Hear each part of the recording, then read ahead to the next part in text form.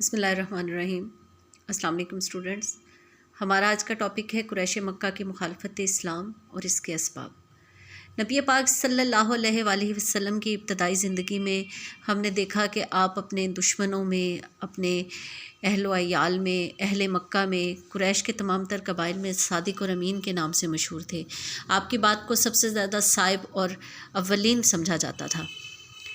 لیکن جب نبی پاک صلی اللہ علیہ وآلہ وسلم نے اشاعت دین کا آغاز کیا، اپنے قریش کے قبائل میں اور دوسرے لوگوں کو دعوت عام دی، حق کی طرف بلایا، تو یہ لوگ جو ہیں آپ کے مخالف ہو گئے، آپ کی دشمن ہو گئے۔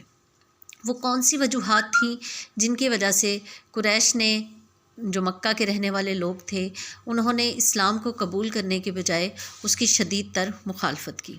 تو اس میں سب سے بڑی جو ہم چیز دیکھتے ہیں کہ قریش مکہ جو ہیں ان کی مخالفت کا سبب کیا تھا؟ ان کی مخالفت کا سب سے بڑا سبب یہ تھا کہ حق کی طرف بلاتے ہوئے نبی پاک صلی اللہ علیہ وآلہ وسلم نے بت پرستی کی مخالفت کی تھی۔ بتوں کو جھوٹا کہا تھا، باطل کہا تھا، اور یہ کہا تھا کہ یہ خانہ کعبہ میں رکھے گئے 360 بت جو تمہارے لیے نہایت قابل احترام ہے، ان کی کسی قسم کی بھی کوئی حیثیت نہیں ہے، یہ تمہارے لیے کچھ نہیں کر سکتے، نہ تمہاری بات کو سن سکتے ہیں، نہ بول سکتے ہیں، نہ تمہیں اچھائی کی طرف لے جا سکتے ہیں، نہ برائی سے بچا سکتے ہیں۔ اور دوزخ میں کافر انسان دونوں ہی آگ کا ایندھن بننے والے ہیں، پتھر بھی اسی کا ایندھن بنیں گے۔ یہ بات کفار کو سخت ناگوار تھی، کیونکہ وہ شروع سے بت پرستی کرتے چلے آ رہے تھے، اپنے باپ دادا کا دین چھوڑنے کو تیار نہیں تھے۔ تو اسلام نے بت پرستی کی مخالفت کی تو یہ لوگ بھی اسلام کے مخالف ہو گئے۔ دوسری چیز ہے رسم و رواج پر تنقید۔ قرآن نے کفار کے بیہودہ ترین طریقوں پر تنقید کی۔ مثلاً باپ کے مرنے کے بعد سوتیلی ماں سے شادی کر لی جاتی تھی، وراثت کی تقسیم جو ہے اس میں نکاح کے موقع پر ایک بھائی کی ماں دوسرے بھائی کی بیوی بن جاتی تھی۔ حج کے موقع پر لباس نہ ملنے پر یہ لوگ بے لباس ہو کر طواف کر لیتے تھے، طواف کے وقت تالیاں پیٹتے تھے، مردہ جانوروں کا گوشت کھاتے تھے، حلال حرام کی کوئی تمیز نہیں تھی، بیہودہ ضابطوں کے ساتھ جڑے رہنا چاہتے تھے۔ اور جب ان کو حق کی طرف بلایا گیا، غلط رسم و رواج سے روکا گیا، تو اس تنقید کو یہ برداشت نہیں کر سکے اور اسلام کے مخالف ہو گئے۔ ہم نے عربوں کی خصوصیات میں جب پڑھا تھا تو سب سے بڑی خصوصیت یہ پڑھی تھی کہ ان کی یہ خوبی یہ ہے کہ وہ اپنے قبیلے کو، اپنے آپ کو سب سے بڑا جانتے ہیں۔ یہ ان کی خوبی کہہ لیں، ان کی برائی کہہ لیں، کہ ان کے اندر ایک یہ خصوصیت موجود تھی کہ وہ بڑے مغرور لوگ تھے، اپنے سے زیادہ کسی کو نہیں جانتے تھے، خود کو عربی اور باقی سب کو عجمی یعنی گونگا کہتے تھے، تو اپنی نسل سے بڑھ کر ان کے لیے کچھ نہیں تھا۔ یہ بات بے شک وہ جانتے تھے کہ ان کا دین غلط ہے، لیکن حقیقت کو تسلیم کرنے کو تیار نہیں تھے۔ باپ دادا گمراہ تھے تو ہم بھی گمراہ ہی رہیں گے، یعنی کہ اپنے آباء و اجداد کی ہی راہ پر، روش پر چلنا ان کے لیے باعث فخر تھا۔ ان کی قبائلی زندگی جو ہے ان کے لیے سب سے امپورٹنٹ تھی، اور وہ یہ نہیں چاہتے تھے کہ وہ اپنے آباء و اجداد کے دین سے پھر جائیں۔ نسل پرستی نے جو ہے اسلام کی مخالفت پر انہیں اکسایا۔ بتوں پر ہر سال میلوں ٹھیلوں پر اور عام دنوں پر آمدن ہوا کرتی تھی، چڑھاوے چڑھایا جاتے تھے۔ اگر قریش اسلام قبول کر لیتے تو یقیناً ان چڑھاووں کی آمدن سے محروم ہو جاتے، بت پرستی ختم ہو جاتی، تو وہ آمدن ان کے لیے ایک کشش کا باعث تھی۔ اس لیے وہ لوگ یہ نہیں چاہتے تھے کہ خانہ کعبہ کے مجاوری سے ہٹ کر وہ ایک خدا کی پرستش کرنے لگیں جس میں انہیں دنیاوی طور پر کسی قسم کا کوئی فائدہ نہیں ہوگا۔ تو چڑھاووں کی آمدن کی وجہ سے بھی انہوں نے اسلام کی مخالفت کی۔ عربوں میں بہت سی برائیاں موجود تھیں۔ ہم نے ان کی برائیوں میں دیکھا تھا جب ہم ان کے معاشرتی حالات ڈسکس کر رہے تھے کہ شراب پیتے تھے، زنا کاری کرتے تھے، جوا کھیلتے تھے، دیگر اخلاقی برائیاں موجود تھیں، جبکہ اسلام قبول کرنے کی صورت میں وہ ان تمام رنگینیوں سے، لطافتوں سے، شراب و شباب سے محروم ہو جاتے، اور وہ یہ خشک زندگی جو ہے، بیکار اور بیزار زندگی قبول کرنے کو تیار نہیں تھے۔ پھر ان کو لگ رہا تھا کہ اہل مکہ کی تجارت کے چمکنے کا سبب کیا تھا کہ قریش کے قافلے نہیں لوٹے جاتے تھے۔ حضرت ہاشم نے کیسر روم سے ایک امان لی تھی، ایک معاہدہ کیا تھا جس کے تحت قریش کے قافلے نہیں لوٹے جاتے تھے۔ وہ نہ صرف یہ کہ سارا سال خود تجارت کرتے تھے، بلکہ اگر کسی اور قریش کے علاوہ کسی قبیلے کی تجارتی مال جایا کرتا تھا تو وہ قریشی نمائندے کو کرایہ دے کر، اجرت دے کر اپنے ساتھ لے جاتے تھے، تاکہ دیکھنے والوں کو یہ معلوم ہو کہ یہ کسی قریشی کا قافلہ جا رہا ہے جو تجارتی سامان لے کر جا رہا ہے، تو قافلہ نہیں لوٹا جائے گا۔ اب اگر اس طرح سے ہو جاتا تو کیا ہوتا؟ دین محمدی یعنی اسلام کے غالب آنے کے بعد کسی کو کسی پر کوئی فوقیت نہ رہتی، ان کا یہ معاشی مفاد ختم ہو جاتا، وہ سب ایک لیول پر آ جاتے، جو ان کو قبول نہیں تھا۔ سیاسی مفادات کی وجہ سے یہ لوگ اسلام قبول نہیں کرنا چاہتے تھے، کیونکہ مکہ میں بہت سے لوگ ایسے تھے جو اپنی سیاسی برتری کو برقرار رکھنا چاہتے تھے، اپنے آپ کو سردار کہلانا چاہتے تھے، جبکہ اسلام برابری کا دین ہے۔ اسلام میں کسی کے لیے کوئی فوقیت حاصل نہیں ہے۔ ابو لہب بنو ہاشم میں بزرگ ترین تھا اس وقت، اس وقت مکہ میں قریش کا سردار جو ہے وہی تھا، اپنے آپ کو لیڈر شمار کرتا تھا۔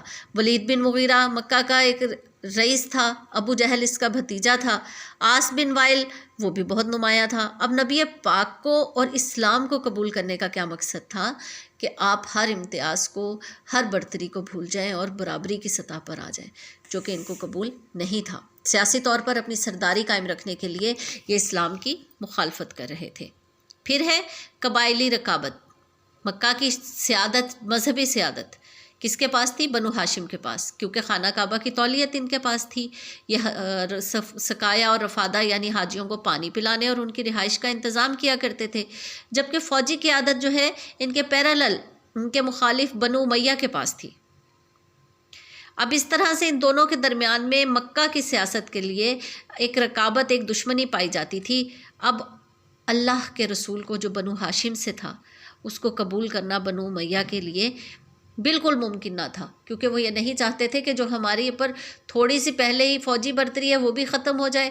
بنو ہاشم پہلے ہی مذہبی طور پر ہم سے مضبوط ہیں، لوگ ان کی زیادہ عزت کرتے ہیں، اب نبی بھی ان کے قبیلے سے آ گیا تو مزید جو ہے ان لوگوں کو جو ہے ہمیں ڈی گریڈ کرنے کا شاید موقع مل جائے گا، اس لیے۔ اور دوسری انہوں نے اسلام کی مخالفت کی۔ بنو امیہ کا اس وقت جو ہے سردار جو ہے ابو سفیان، جو نمایاں لیڈر تھا، اس نے بھی اسلام دشمن سرگرمیوں کی قیادت کی۔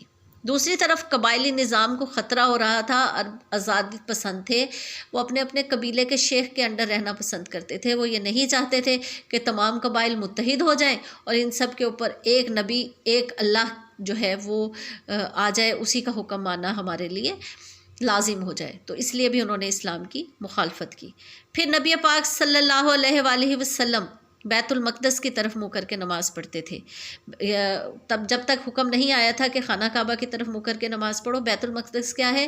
اس سے پہلے جتنے انبیاء کرام گزرے ہیں ان سب کا قبلہ جو ہے وہ بیت المقدس ہی تھا۔ بیت المقدس کیا ہے بیٹا؟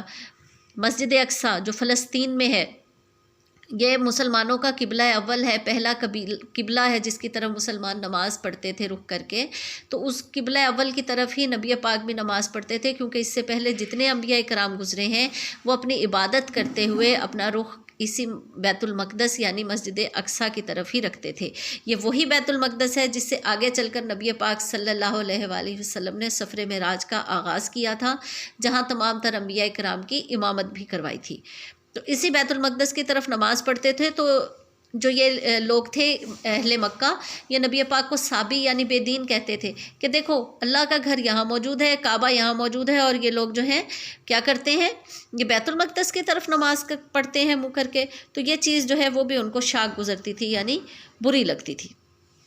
مختصراً یہ کہ عربوں نے جو ہے مخالفت اسلام میں اپنے مفاد کو سامنے رکھا کہ ان کے معاشرتی، معاشی، سیاسی اور اخلاقی مفاد پر کسی قسم کا کوئی زد نہ پڑے، ان کو کوئی ذک نہ پہنچے، کوئی نقصان نہ ہو، وہ اپنی عیش و عشرت میں زندگیاں گزارتے رہیں۔ اور اس مقصد کے لیے ان لوگوں نے اسلام قبول کرنے والوں پر مظالم کی انتہا کر دی۔